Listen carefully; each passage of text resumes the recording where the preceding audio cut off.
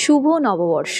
নববর্ষের দিন সকালবেলায় বাঙালি বাড়িতে কিন্তু নিম হলুদ মেখে স্নান করাটা মাস্ট। তো আমাদের বাড়িতেও তাই হলো।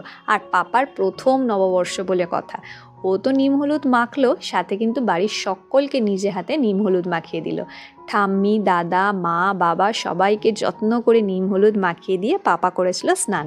এরপরে চলে আসি খাওয়া দাওয়ায়। মেনুতে ছিল ভাত, উচ্ছে ভাজা, ঢ্যাঁড়স ভাজা, কুমড়ো ভাজা, পটল ভাজা, আলু ভাজা, শাক ভাজা আর মাছের ডিম ভাজা, মানে 7 রকম ভাজা।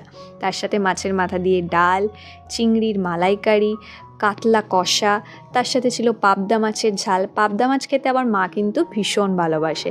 মানে আজকে সবারই পছন্দের মেনু টুকটাক ছিল। এর সাথে ছিল টক ডাল, আমের চাটনি, আর যেটা নববর্ষের স্পেশাল, মিস্টার প্রধানের হাতে লাল লাল ঝাল ঝাল মাটন। অসাধারণ সব মেনু হয়েছিল। যেমন মেনু তার সাথে টেস্টগুলোও কিন্তু খুব ভালো ছিল।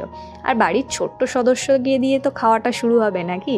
তো দাদার হাতে, ঠাম্মির হাতে পাপা কিন্তু প্রথম বসে ভাত খেলো। বাবা বলেছে যে না, ও ছোট হলে কী হবে, ওকে থালা ভর্তি সুন্দর করে সাজিয়ে দিতে হবে। ও খাক না খাক, 1-2 দানা ভাত খাক, তবু ওকে যেন সাজিয়ে দেওয়া হয়। তো দেখো কি সুন্দর নতুন জামা পরে দাদার হাতে বসে ভাত খাচ্ছে আমার ছোট্ট সোনা পাপা।